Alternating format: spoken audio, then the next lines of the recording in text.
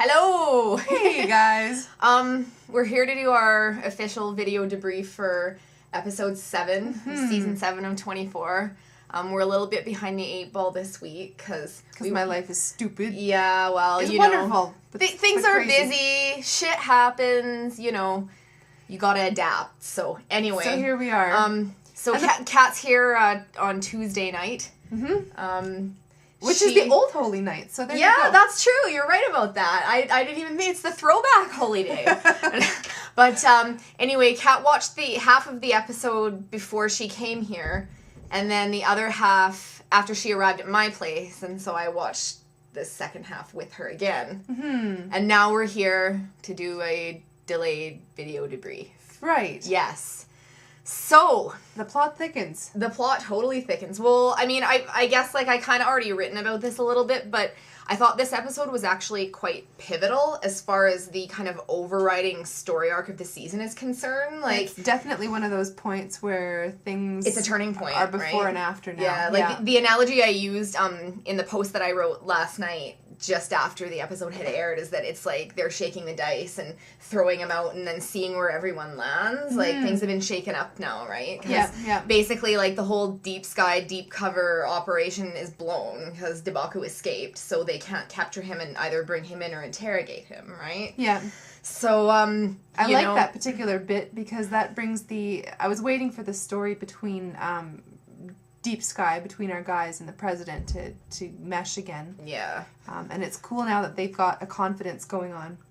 But I think, like, kind of, you know, each season, at least, I think, most of the time, until you kind of hit season 6, which kind of diverged a little, and I think season 4 to an extent, too, because the plot in that season jumped around a lot and was quite episodic, but definitely in seasons 1, 2, and 3, and to an extent 5, it's kind of like the season is divided into 3 acts, right? Like, you have Act 1, Act 2, and then Act 3. Yeah. And I think this is kind of like that pivotal turning point episode between Act 1 and Act 2, where it's kind of like everything we were following that was going on and all unfolding in Act 1 is kind of all been shaken up, and wherever everyone lands now, kind of next episode will probably be a little bit of a transitional episode.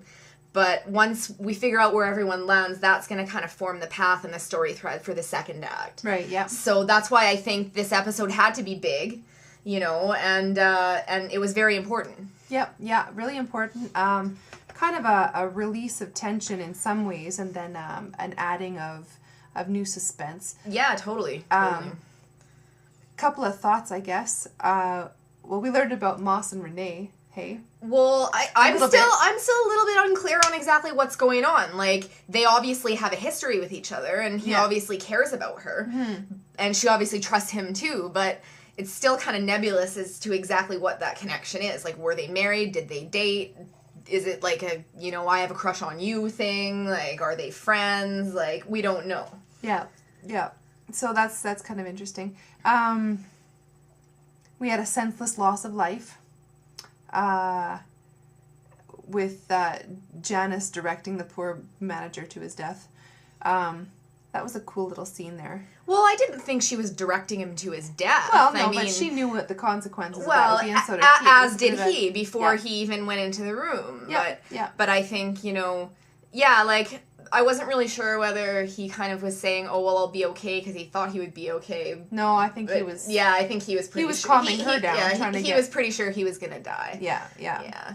But, I mean, it had to go down like that, because if it hadn't, that tank could have blown before everything that was going on the other side of the storyline happened, right? Because, you know, if they hadn't sort of had that thing where he released the valves into the room and then...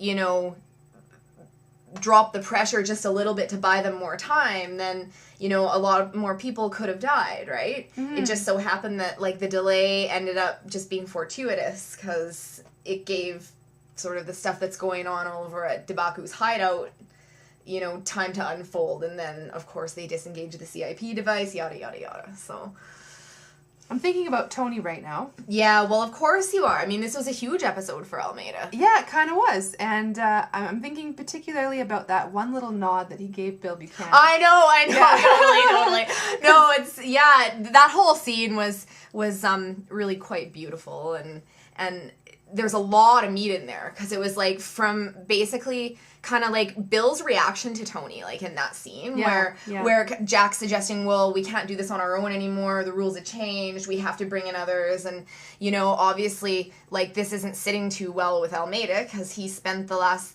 3 years fighting against the government, not trusting them, and, you know, trying to expose this corruption that's very deep-seated and deep-rooted. And so, of course, you know, I almost feel like Bill was more anti-government than Tony was at that point. Well, he was obviously extremely conflicted, but what I'm getting at with this whole fucking thread of discussion is that there was this real bond between Bill and Tony in that moment, where it was like there was a lot of emotion on both of their faces, and they shared a moment that Jack didn't share with them. And it was like, I really wonder, like, a lot of kind of the backstory of what has happened between Bill and Tony, because they've only been back in each other's lives for about 3 months. Yeah, right? And some kind of intense turning point in Tony's life where they reconnect. And then the new, almost a new, I don't know if I can use the word brotherhood, but I guess a new bond, like you say, between Bill and Tony, with just as much intensity, perhaps, as what Tony and Emerson shared, but on the other side of the coin. Yeah, and there's just as much depth, like so much depth in that moment, like in that look that the two of them exchanged, and kind of how difficult it was. Well, first of all, the fact that Bill, you know, like, would defer to Tony on whether or not he was willing to go along with Jack's plan, right? And also just kind of like in the short time that they've kind of been reunited and been back in each other's lives, like some really fucking crazy shit had to have gone down, because it was like, I mean, Bill and Tony have never really had much of a connection. Like, no. In season 4, there was a very antagonistic relationship there, and they didn't trust each other. And I think by the end of the day, they kind of developed a grudging respect for each other. You know, in day 5, I think they bonded a little bit over Michelle's death, because Bill obviously cared a great deal about her, and he knew, you know, how devastating it would be for Tony also. And so, I mean, even though it didn't maybe make them friends per se, it put them on the same side anyways, right? Yeah. But then Tony apparently dies, and then there's a whole period of time where he's underground and Bill has no idea that he's alive. Then he reveals himself, and they've only kind of been working on this thing now for about 3 months, but yet, like, the depth and the connection between the two of them is so intense. It is intense. I just wonder what happened. Yeah. That's a really good question. What was it? What was the precipitating thing that went down? And also, the passion of their mission, so strong, you know, to put themselves on the line like that, to operate as a unit outside of any other agency. Oh, yeah. It's a belief and an emotional passion for their mission that would be really hard to relinquish or to bring other people into after that amount of dedication and secrecy. Yeah, absolutely. So a lot of people have been making that point on the site, like, who've been commenting and stuff like that. It's basically like Tony and Bill and Chloe have had this thing going, and, you know, they've been cultivating it the whole time, and then Jack basically swoops in, and within a couple of hours he's taking control and he's in charge again. And, you know, I don't, as much as, you know, Jack and Tony care for each other and respect each other and admire each other and trust each other, I don't think it's sitting too well with Tony. I don't know. I don't know if it's not sitting well with Tony or not. I think Tony is probably at a point now where, he's a bit fearful and out of control. You know, he's been the guy in charge. Yeah, that's true. And really, you know, owning the situation for a long time, right? Now things, like you say, the dice have been thrown, and the situation's not the same anymore. No, now Tony has to run off by himself while his whole entire team goes and changes the game with the president. Because now there's a whole new thing that it's going to ensue without him as he heads off to follow up his own stuff. Yeah.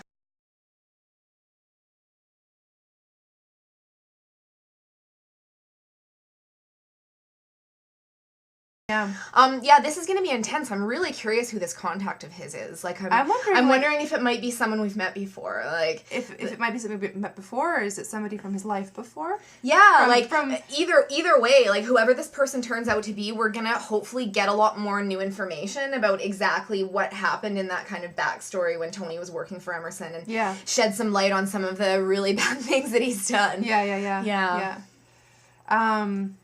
So Dubaku has a girlfriend.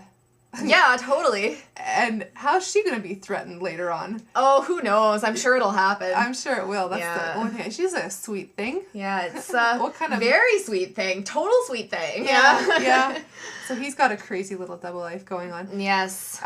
So we should comment then on bringing Taylor into the Dubaku storyline. Absolutely. The one thing that's on my mind, like, super a lot right now about Taylor, just after watching the episode with you, and I'm sorry I'm kind of jumping to the end of her story arc, but everything she's been through today.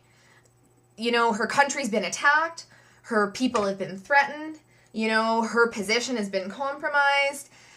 All of this fucking shit is hitting the fan only 3 months after she's inaugurated. And, you know, her her Secretary of State resigns.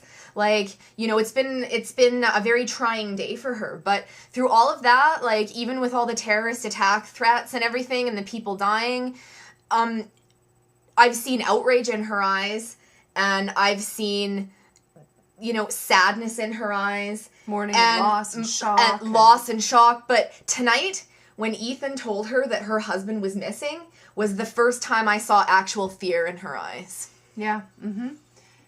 And I think that's really great to bring that true dread to her, because she's been an idealist for the whole entire time so far, right? So it'll be interesting. One of the things that we noticed with Logan right off the bat was that he was unable to be an idealist at all at the beginning. His emotions overtook him consistently and compromised him very much so constantly. And we've seen from Taylor the ability to feel emotion quite deeply, but still retain her ideals, you know. And it's weird because she feels those emotions very deeply, but she feels them from a distance, in terms of the fact that she is able to separate her own emotions and sadness and feelings of loss and whatever she might be feeling about these crazy decisions and consequences that are on her shoulders, you know, and still look at a situation objectively. And I think that Palmer did that too. Yeah. Mm-hmm. Yep, he was very moved by what was going on, and you could also see the bonds that he was experiencing with Jack and with, you know, the people around him, and then how he was able to separate his emotional crisis with Sherry from the whole situation. Totally. And keep that, you know. But now, yeah, there's a primary relationship here that's being threatened again, which is, I don't know, it's useful. It's painful, but it's useful. And I'm really looking forward to when the Taylor thing starts to really intensify. Yes, big time. Yeah. Yeah, no, I think it was really smart. Again, the whole sort of pivotal episode thing, they really tied all the threads together. Like, we now know that, you know, Dubaku was in direct contact with Mr. Taylor's Secret Service detail. Mm-hmm. We know that he has direct contact with another Secret Service agent. So they're starting to tie that conspiracy stuff in, like, right away, instead of kind of peeling it back layer by layer, right? The interesting thing now is that the suicide story, Taylor's son, has been really strongly defended by Ethan and what's his buddy, and I'm wondering. Ethan and the other guy that we couldn't remember the name of. Oh yeah, the rat-looking guy. Yeah. So, you know, right from the beginning, I was wondering whether or not they were part of the dark side. Well, of the light side, right? I've basically thought Ethan is dirty since day one. Yeah. You know, he's tried too hard to convince Taylor that her invasion plan is a mistake, even though I think any sensible person, once they actually really think about it, would realize that she didn't have any choice but to go through with the invasion. Now, but the thing is that he can't get a hold of Gedge and doesn't know why. So, I know. But the other, on the other side of the coin, though, when he walked into her office, like, after she revealed to him that Matobo was alive and that he'd contacted her, like, his reaction just seemed so over the top. Like, what? Yeah. When? Like, you know, like, total, like, it's like he overacted the moment on purpose, and it makes me think that he's known about this all along, and that he's, you know, trying to play the surprise guy for the president. Mm-hmm. But at the same time, it's, like, so obvious to make him dirty. Like, it's almost like I can't figure out if it's, like, it's so obvious that it's too obvious, therefore we think it's not true, therefore when it is true, we're supposed to be shocked. Or if he really is dirty and they're really just being that obvious. Like, yeah, I don't know. They didn't or if they're just red herring him in a traditional sense, and they're making us think that he's bad news, but it's gonna later be revealed it's somebody else. Yeah, I wonder that. I mean, we've been through that whole thing with Mike Novick, right? The bad guy, good guy. We don't know, but it was really effective with Mike. Totally. Because we really didn't know until... And we cared about Mike. We did, yeah, yeah. And he was totally sympathetic, and it was a huge betrayal. Like, it was just, like, massive explosion when he betrayed Palmer. Like, I couldn't fucking believe it. Exactly. Right? And right from the get-go, you don't really like Ethan too terribly much. He's kind of a sleaze. Yeah, in fact, the poll that we're running on the site for your favorite new Season 7 character, Ethan is the only one who hasn't gotten a single vote, people. Oh, no love for Ethan at all. I would love to see him turn around and be some kind of crazy good guy. Just some kind of amazing, altruistic... I honestly don't know where the hell they're going with it. Like, are they, like I said, trying to make us think he's dirty so that... you know, we'll assume he's not dirty, and then when he is, I think it would certainly add some... It would add an interesting element, because he's within the trusted circle that knows that Matobo's alive and is coming, and he will be there when Matobo walks into the White House, right? If he's dirty, that very small circle of trust is breached. I know, but if he's dirty, he's not going to reveal himself this soon. Well, no, he wouldn't. But, you know, it would just make things complicated sooner. Yeah. You know what I mean? Yeah. So I don't know. I don't know. I'm just getting a no vibe from him. Like, when the president hung up and, like, the first thing she does in, like, 2 seconds is call him into her office, I'm like, no, what are you doing? Like, that's a huge mistake. You have to keep this to yourself. Yeah, like, Matobo told you to keep it on the down low. Like, what are you doing? You know, I don't know. Yeah, I know. Yeah, so I think my prediction for next... Sorry, like, and so you were saying, like, him pushing the whole no, Roger committed suicide, like, tied into this kind of vibe, like, of, you know, can we trust him or can't he? Like, I don't know. I don't know what I think about him. Anyway, sorry, you were going to say your prediction. For next episode, I guess. I think we're definitely going to be following Tony an awful lot, which is kind of exciting now, because he's off on his own going... I don't think he'll be off on his own for too long. Like, he probably will for several episodes. No, but there's some juicy stuff coming. Mm-hmm. I'm excited about that. But I don't think they're going to wait too long before bringing Jack and Tony back together. Like, no, they've been really expedient when it comes to those important meetings and merges and things like that. They haven't drawn those out too long, so I think you're right about that. It's so painful. Like, they torture us so much with all of this kind of, like, emotional character stuff. Like, they give us just, like, a tiny little bit at a time. And they're meeting it out and being so fucking stingy about it. I know. You know? But it's like, I love it, too, because, well, you know what? It makes those moments so much more powerful, just right? like, flaming hot Tony Michelle action. Same way, you know? We're just like, go, and then it happens, and we're like, thank you. It was totally the right time, No, but it's just kind of like, some people were saying, you know, well, I wish there had been more to that scene. Like, I wish there had been more to the kind of, like farewell at the stairs between Jack and Tony, right? That Jack had been more emotional. I thought it was absolutely perfect. Like, it was completely within character and completely within the context of their relationship, both overall and this season in particular.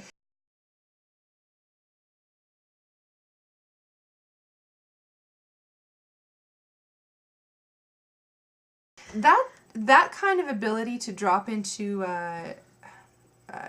mission-oriented droid Jack, that is who he is. And it's what made those few emotional moments when Jack and Tony met for the first time so bloody powerful. If we were used to seeing Jack constantly swooning over his brother in arms, it wouldn't be powerful. No, you're right. Yeah, exactly. So these things, it's mission, except when the whole freaking world blows up. And it's not like their relationship has always been one of kind of like very like a lot of verboseness or a lot of profession or a lot of like mushy gushy, I love you, you love me. Like it's always been this unspoken bond. Which what made last episode so bloody powerful. Yeah.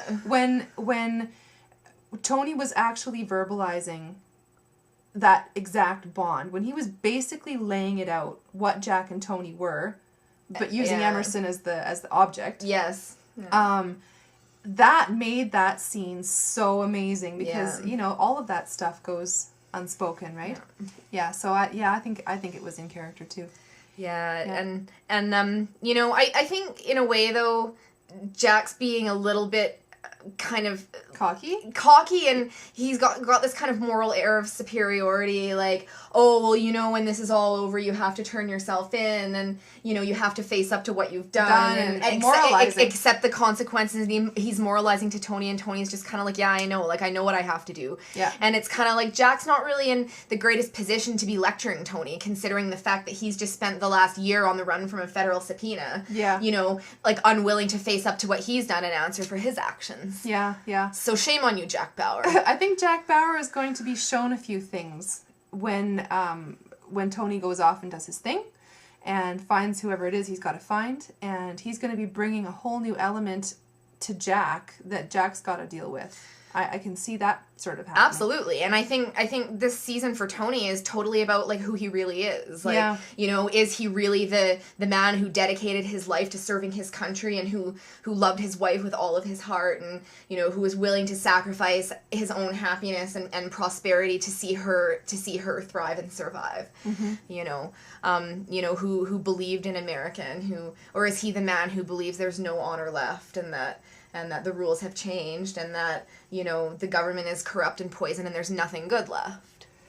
I do believe he believes in honor. He does have a code.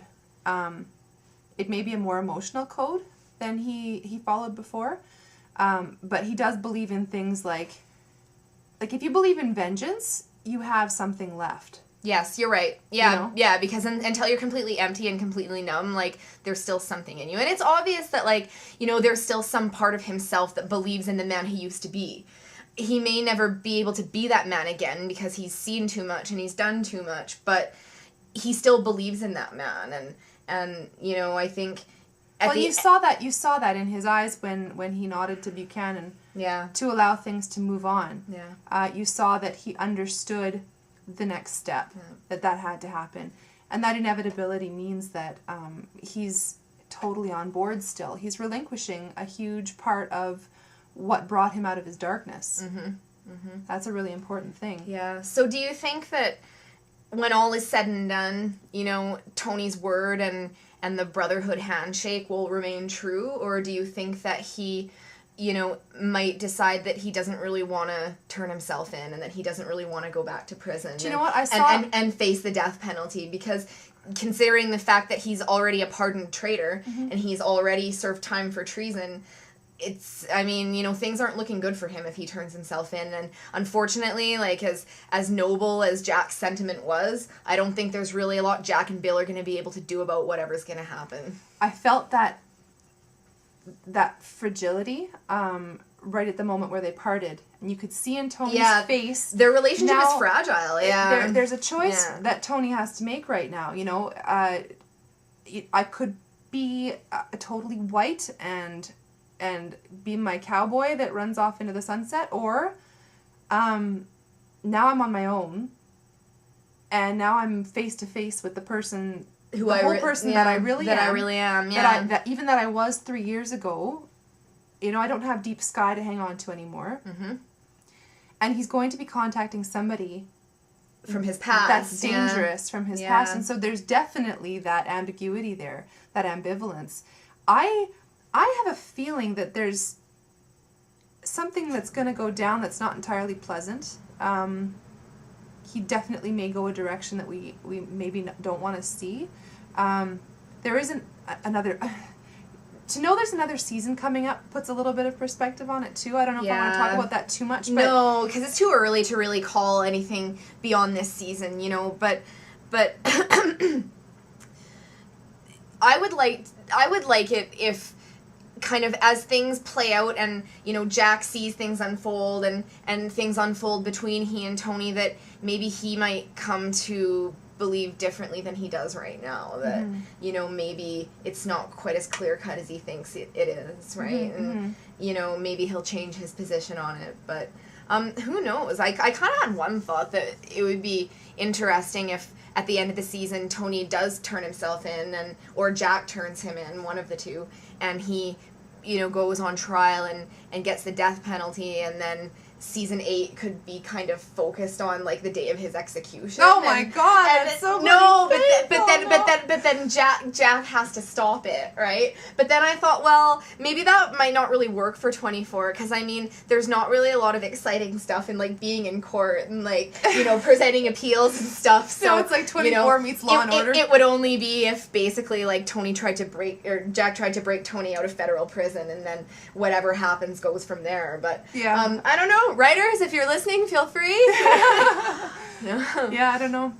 But I definitely think that was the crux of this episode. I think that was that scene between Jack and Tony and Bill. Like, I love, you know, obviously the homage to season 2, like when Jack first comes back to CTU after Terry's death, and, you know, he and Tony see each other for the first time, and then they kind of have this bond, but they haven't really talked about it, and, you know, when they shake hands, and, you know, Tony's like, you know, hey, Jack, and he's the one to kind of welcome him back into CTU and sort of be that bridge, right? And then that scene was just a huge homage to that, right? Yeah. It's like, you can't break the handshake of brotherhood. Like, the handshake of brotherhood is what started the Jack-Tony bond, and, you know, I don't want to see the handshake of brotherhood end it. I can't. I don't think it can. I think no matter what Tony decides to do with himself, how he approaches the situation from here on in, his bond with Jack will never be questioned. That was demonstrated, and it was honest. How Jack will deal with whatever Tony does will be very interesting. Yeah. But I don't think that their relationship is going to be the issue. No, I hope not. I mean, I really believe that the Brotherhood has to be intact at the end of the season. Like, I don't think it would be fair to end things any other way. It would just be too painful for us. That would be kind of useless too, though, because... Yeah, because the whole point of bringing Tony back is to reestablish this bond that he has with Jack, right? Yeah, like, what can you do? You take Tony away from Jack. Jack... is season 6 Jack, which is fucking boring. Boring, and he's lost everything, and he doesn't have anything to live for, and he's got no bonds and no stakes, and blah, blah, blah, and then we're back to the old, you know... Like, why right? reunite them if you're not gonna follow through with that, right? But, yeah. But anyway, you know, we should probably think about kind of... Wrapping up. I don't have too much more to say. No, me neither. I mean, things are pretty up in the air right now. I think next episode, you know, will be interesting. I'm looking forward to it. I really enjoyed this episode. I thought it was...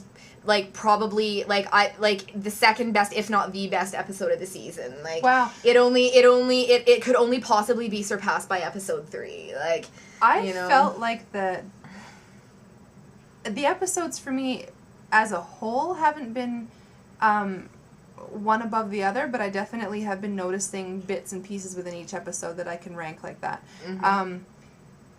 Emerson, Jack, and Tony in the van, I think, is a standout moment in the season so far for me.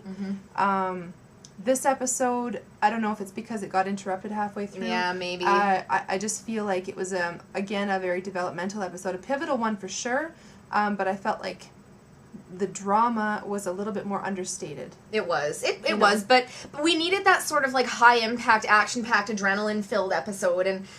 you know, a lot of things happened. The story had a lot of momentum in this episode, and I think at this point it needed it. Yeah, so. Anyway, on that note, we'll just say Almeida be with you for the rest of the week, and we look forward to seeing you guys next week again. See you later. Okay, good night. Good night.